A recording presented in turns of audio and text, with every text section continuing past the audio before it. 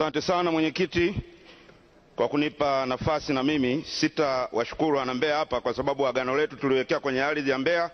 Kwa hiyo nitarudi kuwashukuru kwenye ardhi ya Mbeya baada ya kumaliza bunge hili. Tutafanya mkutano mkubwa pale wa kuaga au kuwashukuru Napenda nitumie fursa hili. Hiyo ndoto hiyo ni ndoto ya mchana. Mheshimiwa mwenyekiti, naomba nitumie fursa hii kuungana na mzee Mugabe kulaani mauaji ya Waafrika weusi yaliyotokea South Africa. Hawa watu wa South Africa ni watu wa ajabu sana, wanaua Waafrika weusi wenzao. Wameshasahau mara hii kwamba walikuwepo katika hizi nchi zetu ikiwemo Tanzania. Wakati huo tuko wadogo, sisi tunakunywa uji wa chumvi kwenda shuleni, wao wanakunywa chai ya maziwa, wanakula mikate na siagi kwenye kambi kule Matombo na kwingine. Leo hii wanaua wa ndugu zetu kule South Africa kwa sababu tu hawataki wakae katika nchi yao wakati wao walikaa. Kwa hiyo naungana na mzee Mugabe kuwalaani hao watu kwa vitendo wanavyovifanya. Lakini hii budget ya waziri mkuu, mimi nitasema kitu kimoja tu: punguzeni kupaniki.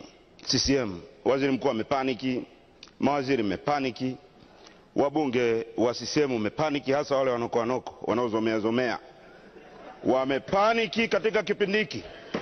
Hamtakiwi kupaniki, kwa sababu sisi tunachofanya humo ni kuwashauri, na always tumekuwa tunawashauri kwa facts na numbers.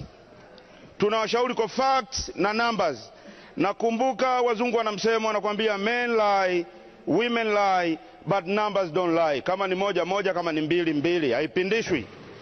Sasa tumewashauri kwa numbers kwamba kura ya maoni by numbers, ukihesabu numbers, sheria na namba zake, haiwezekani Aprili 30 waziri mkuu akasimama akabisha, rais akabisha, nyinyi mkabisha, aliyekuwa mwenyekiti wa bunge mzee Sita akasimama kabisa akabisha. Iko wapi kura ya maoni leo hii?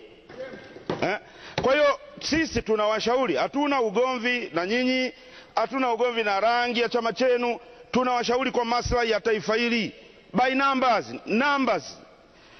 Mnakaa umndani mnawadanganya watu, mnawaambia watu Tinda yupo. Mheshimiwa Waziri Mkuu, iko wapi mahakama ya kazi? Iko wapi? Kinaweza kawa vyovyote hivyo, lakini iko wapi? Mnafika sehemu mnakuja na solution nyepesi ili tu kuvuka huo usiku, bila kujali asubuhi kesho mtaamka na nini. Iko wapi? Kwa hiyo sisi tunawashauri kwa nia njema kabisa by numbers don't lie, kwamba kitu mnachokitaka kwa numbers hakiwezekani. Mnasimama humu mnabisha, mnafanya. Mheshimiwa Waziri Mkuu amewaahidi wazee pension ya wazee. Kamati za bunge zimesafiri dunia nzima, China, India, si wapi, kwenda Malaysia, kwenda kujifunza kuhusiana na nini kifanyike katika kuimplement sheria ya pension kwa wazee wetu hao ambao wanahangaika kila siku. Waziri Mkuu kawahakikishia. Leo hii juzi tuko kwenye kamati, waziri tunamuuliza, watu tumeshasafiri kwa fedha za umma, fedha za wananchi. Jenista, ulikuwa mwenyekiti, unajua, utajibu hili. Tumesafiri. Leo hii waziri wa kazi anakuja anasema hili swala bado, lakini hata hivyo litaingizwa kwenye ilani ya Chama cha Mapinduzi ijayo. Come on man, hivi amuoni hali? Ndio maana anasema msipaniki. Nyinyi mnaona kabisa uwezekano wa kuchukua nchi hamna, afu mnapanga mipango ya nchi kwa kuzingatia ilani ya Chama cha Mapinduzi. Cha wapi? Kama kuna kitu chochote ambacho hamtaweza kukifanya between now and October, it's over. Now na October kama hakuna. Ndio maana katika bajeti hii utasikia mimi naomba kitu, kwa sababu itakuwa ni uongo tu. Ukiangalia ile mipango, tumesoma ile mipango, waziri wa fedha, uongo. Mikakati kibao ya kuboresha sijui reli, sijui kuboresha nini kwa mwaka mmoja. Mtafanya wapi? Mmeshindwa miaka 5 tu huko ndani. Kwa miaka 5 niko huko ndani, business as usual. Kila hotuba ni vile vile, waziri mkuu vile vile, waziri wa sijui nishati nani vile vile, kila mali asili ni vile vile, hotuba zote kwa miaka 5 ni vile vile. Sisi tunawashauri by numbers. Numbers don't lie. Men lie, women lie, numbers don't lie. Sasa nyinyi mnataka kubishana na namba. Na sasa hivi hapa tunawashauri kuhusiana na uchaguzi wa Oktoba. By numbers, tunawaambia numbers zinavyo calculate, tunatoka nje ya namba. Nyinyi mnakaa humu mnabisha.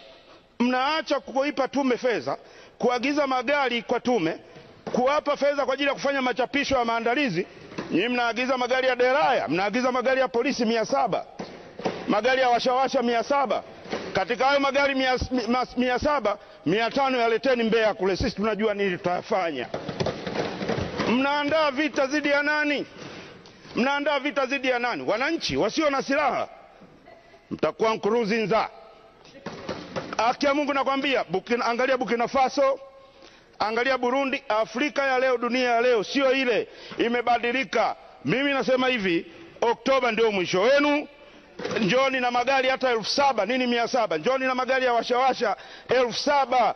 Amngoi safari hii. Oktoba mnakaa chini, mnatupisha, twende tukafanye kazi kwa maslahi ya taifa hili na sio vinginevyo. Ndugu zangu, nyinyi kinawashinda kila kitu. Kila kitu kinawashinda.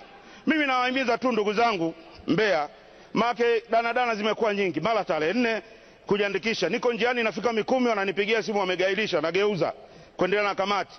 Wakasema tarehe 15. Nilikuwa najiandaa kuondoka leo tena napata taarifa ni tarehe 19.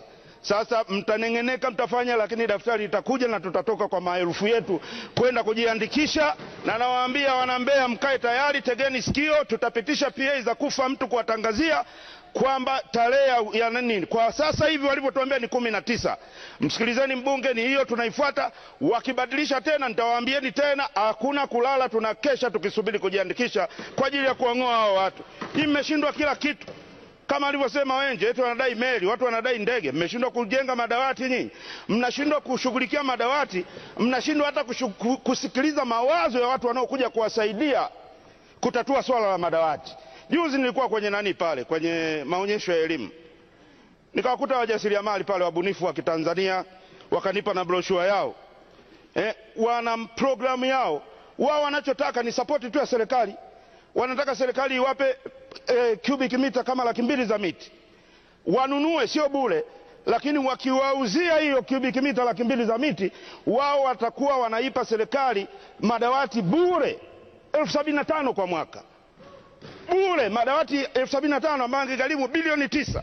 Sasa swala kama hili unashindaje kulifanyia kazi? Alihitaji fedha, alihitaji bajeti, inahitaji kuadapt tu pale. Na pale unakuwa umesaidia wale wabunifu, umesaidia wale wajasiriamali, umesaidia wanafunzi ambao wanaenda kukalia hayo madawati, na zaidi umesaidia benki ya TIB naiona hapa ambayo ndio wanaenda kutoa mkopo kwa wale wajasiriamali. Umesaidia vitu vinne kwa pamoja, alafu unaikalia tu politiki, kazi utaki kufanya. Hii maana yake nini? Sasa mimi nasema dawa ipo inakuja, na nitoe big up sana na nizidi kuatia moyo viongozi wa Ukawa, Profesa Lipumba, Mheshimiwa Mbowe, Mheshimiwa Mbatia na Dr. Emmanuel Makaidi. Manake madongo yamekuwa mengi sana. Asante Mheshimiwa Sugu.